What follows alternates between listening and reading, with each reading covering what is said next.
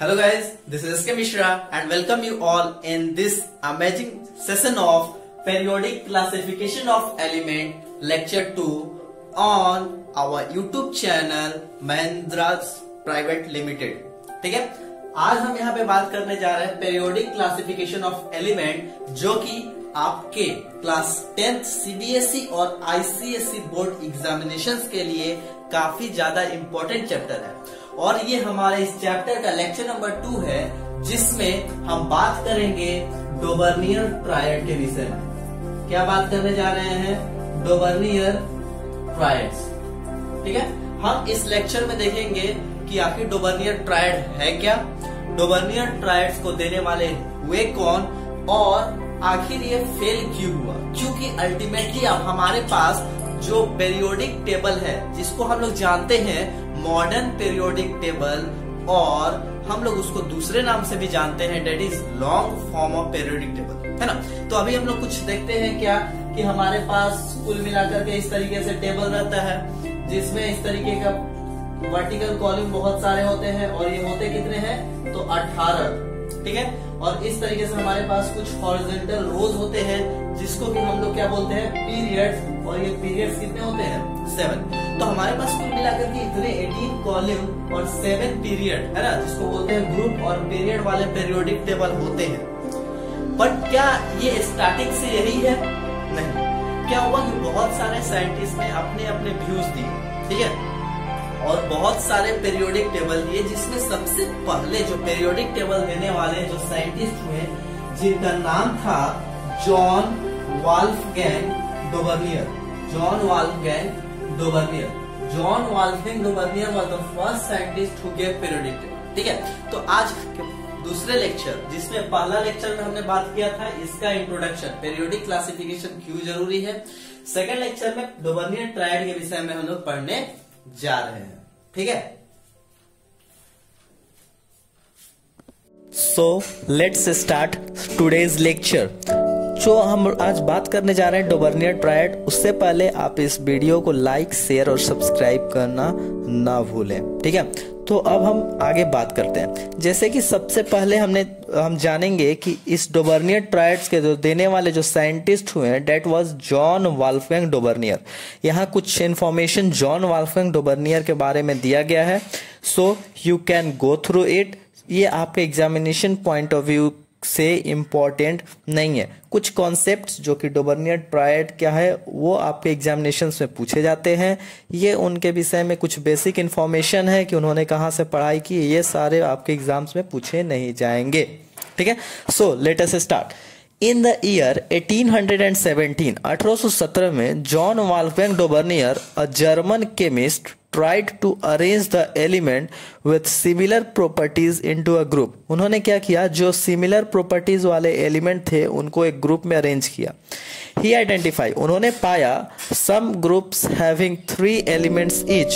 वो कुछ ग्रुप्स जो बने उन सब में 3 एलिमेंट्स आ गए। डेट मीन्स एक ऐसा पेरियोडिक टेबल बना जिसमें एक ग्रुप था और एक ग्रुप में 3 एलिमेंट थे और उन तीनों एलिमेंट्स का जो प्रॉपर्टीज था वो बिल्कुल सेम था। और चूंकि एक ग्रुप में 3 एलिमेंट्स थे, so he gave the name to that particular periodic table as triad. इस वजह से 3 एलिमेंट के होने के वजह से उन्होंने उस पेरियोडिक टेबल का नाम दिया ट्रायड। ठीक है, तो यहां से क्वेश्चन अगर आएगा कि व्हाट इज ट्रायड, तो हम ये बोलेंगे कि एक ग्रुप जिसमें 3 एलिमेंट होता है उस पेरियोडिक टेबल का बोलते हैं ट्रायड। ठीक है, सो लेट्स आगे बढ़ते हैं। He arranged the element in such a way that atomic mass of middle element is just the average of atomic masses of other 2 element। That means कि उन्होंने एलिमेंट्स को इस तरीके से अरेंज किया कि जो मिडिल वाला एलिमेंट था, है ना, जैसे कि टॉप, मिडिल और बॉटम, इस तरीके से एक कॉलम वाइज वर्टिकल वे में उन्होंने 3 एलिमेंट्स को अरेंज किए। तो उन्होंने पाया क्या कि जो मिडिल वाला एलिमेंट था उसका जो एटॉमिक मास था वो फर्स्ट वाले, टॉप वाले और बॉटम वाले, थर्ड वाले के एटॉमिक मास के एवरेज के इक्वल आ रहा था। ठीक है, तो इस तरीके से उन्होंने आइडेंटिफाई किया। जैसे कि हम आगे देखते हैं, और उन्होंने देखा कि तीनों जो एलिमेंट एक ग्रुप में थे उन तीनों का फिजिकल प्रॉपर्टी जो था वो सेम था। फॉर एग्जांपल आपके स्क्रीन पे दिख रहा होगा लिथियम, सोडियम और पोटेशियम।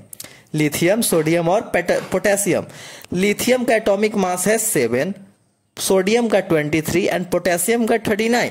जब हम इन दोनों का एवरेज निकालेंगे, किसका, टॉप वाले का और बॉटम वाले का, लिथियम का और पोटेशियम का, जैसे कि देखेंगे क्या कि ऐड कर रहे हैं उनका मास 7 + 39, 7 + 39 और इसको 2 से डिवाइड करते हैं, एवरेज निकालते हैं जब, तो देखते हैं क्या 46/2 डेट इज 23। और ये 23 क्या है, 23 is the atomic mass of sodium.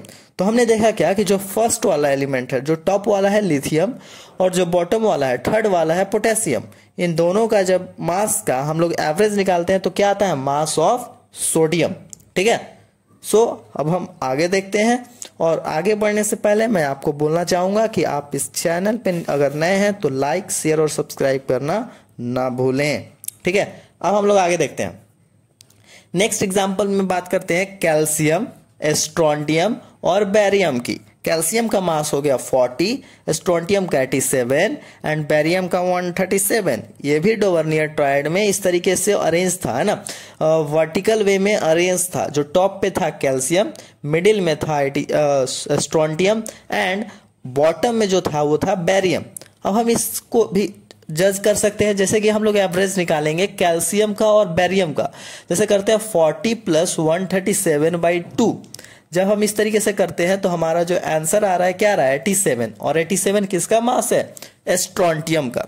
तो हम यहां से बोल सकते हैं क्या कि the mass of the atomic mass of strontium क्या है, एवरेज है, किसका, कैल्शियम का और बेरियम का, है ना।